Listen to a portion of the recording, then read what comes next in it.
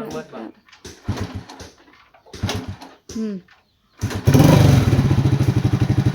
นางเบลเมื่อวานนี่หั่นบ่แม่นลูกเด้อทุกคนเด้อเป็นหลานสาวพี่น้องเพิ่นอาจารย์เราฮักคือรู้แม่นทางร้านกับเอิ้นบ่จันพอเนาะเนาะนี่ก็เอิ้นลูกสั่นแหละทุกคน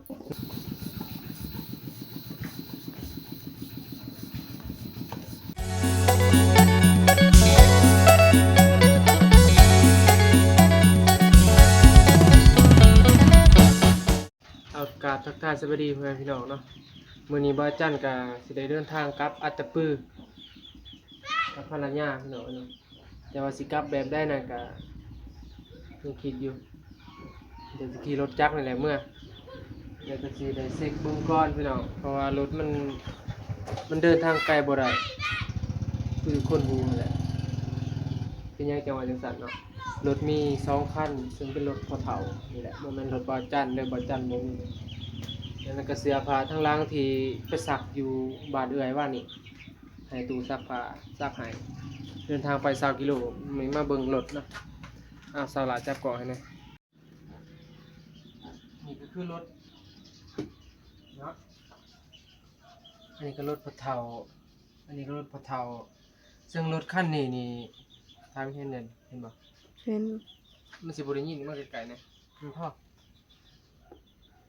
รถคันนี้นี่เป็นรถพ่อเฒ่าคือกันรถคันนี้ก็เป็นรถพ่อเฒ่าอันนี้ก็รถพ่อเฒ่าเองขี่ประจำเฮาก็บ่กล้าปานใดแต่ว่าคันนี้เป็นหยังคือว่ากล้าขี่แต่ก่อนหันมันตายเนาะจักรมันใส่บ่ได้แล้วบ่จันก็เลยซื้อจักรใหม่มาใส่เดี๋ยวจักรเก่าอยู่เห็นบ่อันนี้จักรเก่าเป็นรถโซนิกจีนโคลาวพี่น้องแล้วมันใส่บ่ได้แล้วบ่จันก็เลยว่าซื้อจักรใหม่มาใส่ซึ่งจักรใหม่นี่ก็เป็นจักรจีนคือกันแล้วเวลาขี่ใกล้น่ะมันมักเพตลอดเดินทาง100กว่าจังซี่คือ150กิโล3ฮอดบ้านบ่จันขี่ยามใดก็ต้องได้แป้งยามนั้นเนาะแต่ว่าอันนี้ก็สิอันนั้นน่ะไปใส่น้ำมันเครื่องก่อนสิเดินทางตอนเช้ามื้อนี้พี่น้องเอ้ยเนาะก็บ่จันก็กราบทักทายสวัสดีพ่อแม่พี่น้องเบิดทุกคนที่อยู่ภายในและก็ต่างประเทศที่เข้ามาติดตามบ่จันคอมเมนต์ตลอดมาเนาะพี่น้องเป็นกำลังใจให้บ่จันตลอดมาก็กราบทักทายสวัสดีพ่อแม่พี่น้องเบิดทุกคนเนาะมีแต่ว่าบ่จันก็สิได้ไปใส่น้ำมันเครื่องก่อนสิเดินทางเนาะบ่ฮู้ว่ายังได้หรือบ่เบิ่งสิเอาออกไปนอกก่อน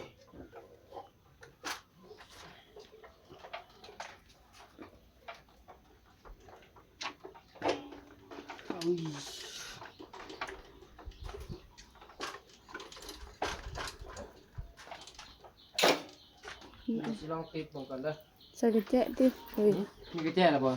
ไปบิดตอนนั้นเลย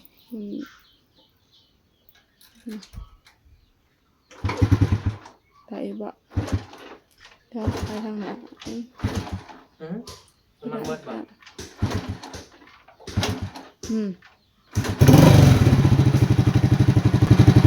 ได้เยอะรถเปลี่ยนนั่นน่ะน้ำมันเครื่องเปลี่ยนน้ำมันเครื่อง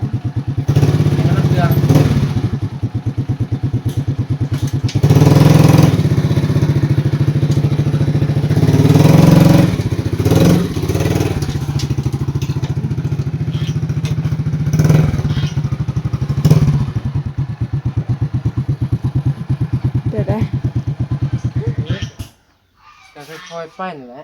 ย่างยังไงบ่ได้อยู่แต่ว่าข้าวสารสิไปบ่ได้ไปฝากก่อนมั้งฝากข้าวสารนี่แหละฝากรถเมล์มีได้บ่ได้เฮาไปฝากฝากน้ำไผฝากขึ้นใส่รถเมล์หั่นนะจะหน่อยต้องได้ทารถเมล์แล้วซะเมื่อกี้นี่แหละรถเมล์มันมี9 โมงเนาะเดี๋ยวสิไปใส่น้ำมันเครื่องก่อนหรือว่าเขาไปฝากน้ำมันยัง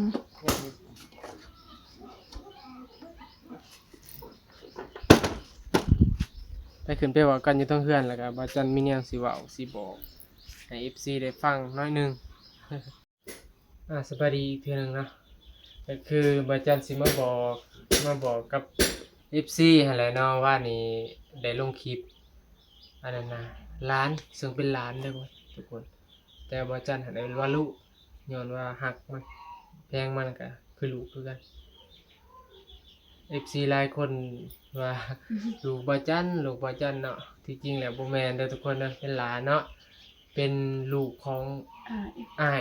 อ้ายของเพิ่นนี่แต่ว่าลงเฮือนไปแล้วหาก็ลงปีนี้คือกันก็เลยเหลือแต่สาวหลาแล้วก็บ่จันแล้วก็พ่อเฒ่าแม่เฒ่าอยู่เฮือนพี่น้องแล้วก็มีหลานมาอยู่นํอีกมาเลินนำจะสิกลับมื้อใด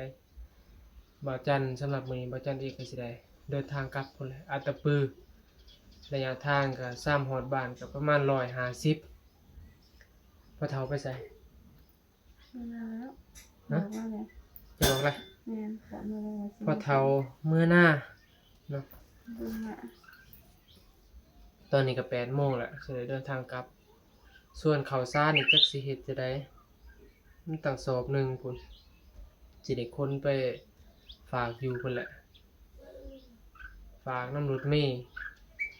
โอ้ยากเนาะจะได้เนาะฝากยากเลยยังสิคนตั้งแต่ในเมืองตั้งแต่รถเมล์นะคิวรถเมล์ตั้งอยู่บ้านบ่จันก็สิได้ใส่รถจักรขี่ไปบ้านบ่จันอีกมันก็ไกลเติบคันแต่นี้ไปหาคิวรถนี่อยู่บ้านสาวหลานี่มอประมาณ200-300 เมตรปัจจุบันบ่จันที่มันไกลเนาะมันหลายกิโลเฮ็ดไปได้วะ คันบ่เจ็บเมื่อน้ำคะแนนอาศัยรถเพิ่นเมื่อจะลองเบิ่งเนาะเฮ็ดจะได้บ่ไปฝากเลยบ่หรือว่าสิเอาไปขายแล้วเอาเงินแล้วเอาให้แม่ เออเขาอะนะมันยังได้อยู่บ่มันบ่บูดบ่ เฮ้ยจูเจ้าได้เขา เอ้า สร้าง มันถูกฝนเด้ สิจ้าป่ะ ย่านว่าซะดอกเดี๋ยวสิบอกบ่เจ็บก่อนว่าสิเมื่อบ้านแล้วเด้อเพิ่นสิว่าจะได้นะเอาซะแหละทุกคนเดี๋ยวบ่จันสิไปใส่น้ำมันเครื่องก่อนพี่น้องหรือว่าสิออกมาเลยบ่ล่ะใส่น้ำมันเครื่องเนาะเกียมเครื่องไปไปเกียมเครื่องเกียมของก่อนซั่นแหละพี่น้องซึ่ง เอาเครื่องมาโบราณหรอก นางเบลเมื่อวานนี้หั่นบ่แม่นลูกเด้อทุกคนเด้อ หลาน เป็นห สา ลานสาวพี่น้อง เป็นอาจารย์เราหักคือรู้ แม่น ทางร้านกับเอิญบาจันพอเนาะ เนาะ นี่ก็เอิญรู้ ซั่นแหละทุกคนเนาะไปเกียมเครื่อง เอาเครื่องมาโบราณ เอาเครื่องเมื่อบ่หลายดอก พอที่คุณไม่ แต่ว่าข้าวสารนี่ติเนาะข้าวสารนี่มันก็ได้อยู่ข้าวสารไอ้เตียงเพิ่นนั่นแหละฝากให้เอามือให้แม่ว่าซั่นไปทำรถก่อนที่จ้ะทำรถมันมีจมูกเห็นมีที่จะได้จ้ะ บูสิเฮ็ดดิกะฝากรถเมล์แหละ แล้วก็ไปทำก่อนรถเมล์มัน โอเค ทำก่อนค่ะ ตัดสินใจสิเอาเขาไปฝากก่อนพี่น้องเขาไปฝากให้แม่ก่อน ไหนบอของมันขาดเด้อเวลาเรา นักเนาะเขาจังโลนี่ 50ปลาย50 กิโลกรัมจะไม่เห็นบ่ บาจันนี่ก็50ได้บ่ ไหนบอไปเอาไหวบอลหันก้อนแล้วก็จังยอตี้ไหวบอลนี้ก่อนเอารถออกก่อนเอารถอีพอออก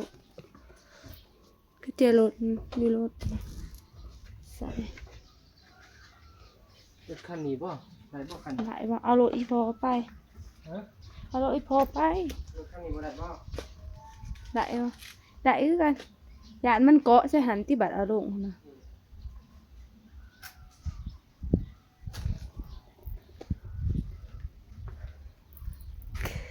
สิได้เกียมเครื่องอ๋ออาจารย์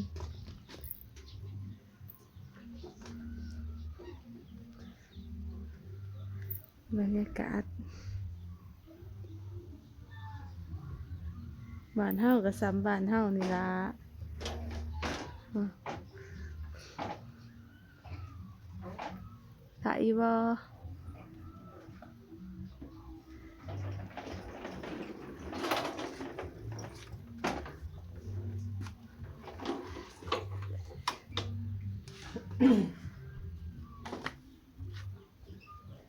ใช่ปะ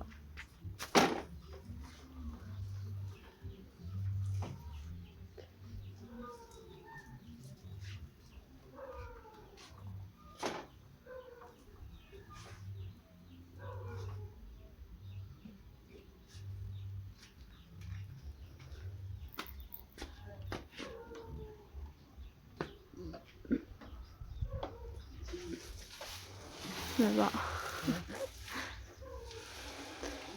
ได้ไหม 50 โลพุ่นได้จังว่ากลัวบ่ชัก 50เบิ่งดินี่อยู่อันนี้มันก็มีอยู่กับ2เขียน50กิโล แม่นซะบ่ แม่น 50 กิโล เครื่องรถก็ได้ปะ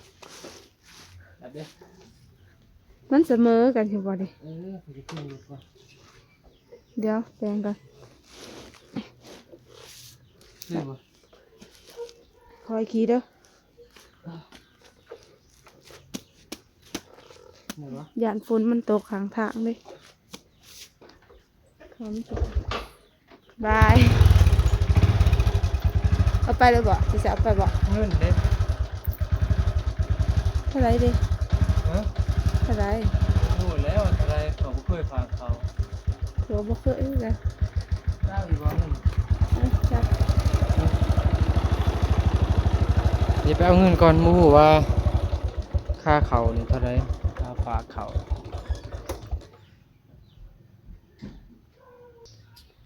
บ่จันก็สิได้ไปฝากเขาก่อนไปคนเดียวนี่แหละเนาะเดี๋ยวฮอดพุ่นจังเบิ่งกันเทื่อนึงพี่น้องทุกคนอันนี้ก็ฝากเขาเด้อฝากให้แม่เพิ่นเขาที่เตียงเพิ่นฝากมาให้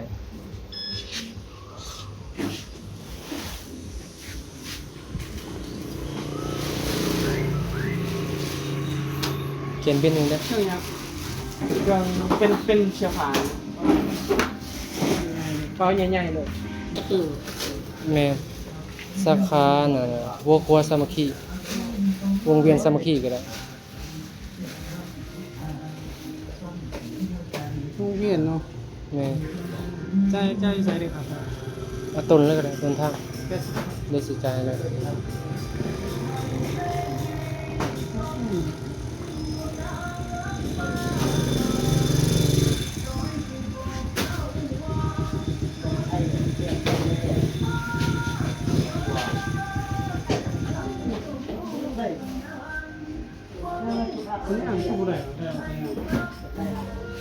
ได้ปะโ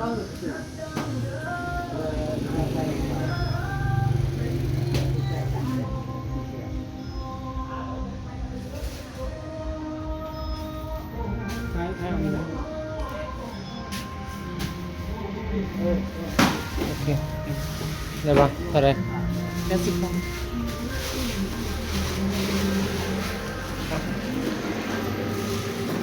80,000 กีบ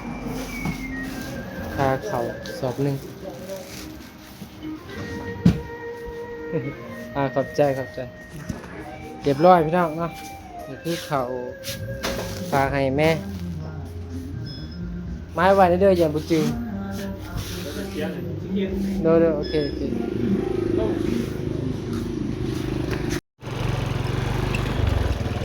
หลังจากที่ไปฝากเขาแล้วก็ได้เดินทางกลับพี่น้องเอ้ย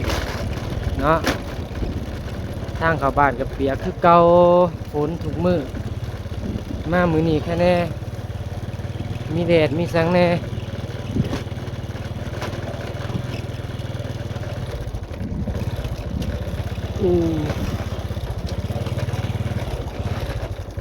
ทางเขากับประมาณนี้แหละเพื่อนคือเก่า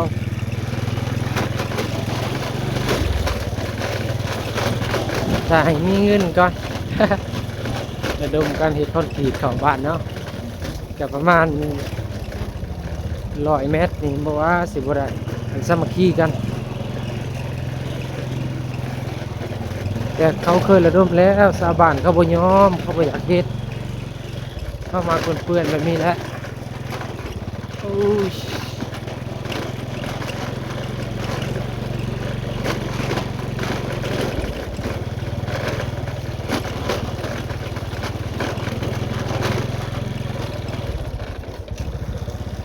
อันนี้ก็บ่มีซีดเข้าบ้านเจ้าของนั่นนี่ตั้นไว้ต้องเลี้ยวมาทางพี่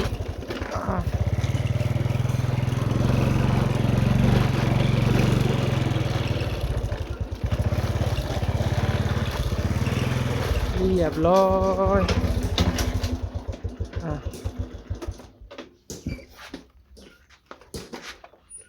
โอ้ค่าขับรถนี่เรียบร้อยพี่น้องเนาะหลังจากที่ไปฝากเขาแล้วบ่ได้ฝากทางรถเมล์แต่ว่าฝากทางอนุสิทธิ์มันสีบ่แพงแน่ค่ะรถเมล์นี่สิแพงมันหอดไวปึ๊บเด้เกี่ยมเครื่องแล้วบ่แล้วใช่ยังไงเครื่องยานว่าขอยสิได้ถ่าย MV เพลงอีสังแหน่เอาเก็บใส่ในเด้อยานว่าสิได้ถ่าย MV เพลงเพราะว่าเพลงที่ถ่ายอยู่บ้านไอ้เตียงมันยังบ่ทันสำเร็จไปเดี๋ยวแต่ว่ามีแต่เกมแล้วบาจันก็สิใส่เครื่องก่อนโอเคทุกคนเนาะสิได้เดินทางกับอัตตปือนั่งรถมอไซค์สอนถ่ายกันไปประมาณนี้เลยนี่ยังสิไปใส่น้ำมันเครื่องแล้วก็ใส่น้ำมันเต็มถังพี่น้องเอ้ย เอาทุกคนมีแต่ว่าติดตามไปนำกันเด้อพี่น้องเด้ออย่าลืมเป็นกำลังใจให้บาจันเนี่ยเดินทางครั้งนี้ก็ไกลพอสมควรอยู่เพราะว่าขี่รถมอไซค์มันเมื่อยขี่รถมอไซค์พี่น้องไปไปเจ้าครับบ่ไปเจ้าครับหอดอัตตปือเลยได้400-500เอ้ยบอกไปเลย150ไปครับหยอกมาเอาจับกล่องมา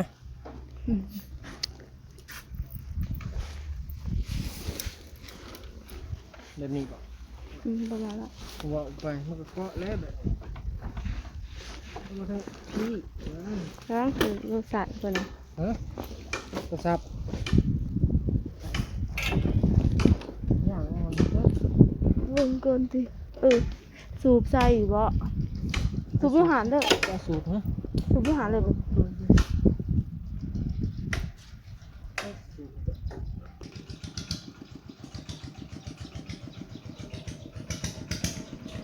สูบรถก่อน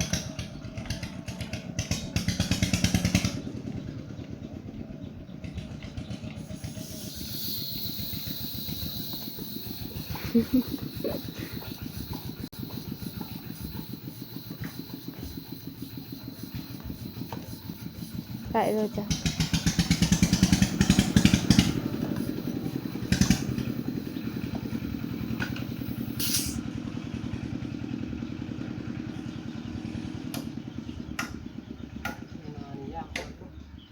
รับเบิ้งดิได้เลยนะข้างหลังเบิ้งข้างหลังรับเบิ้งเลยได้แล้วชักไพ่มาขูดอันนั้นเนาะบอลรถนี่เนาะสะอาด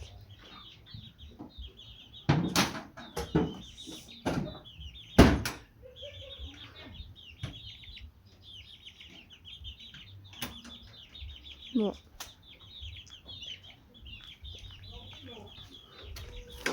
มาเตรียมเดินทางกันจ้าจะพาเลย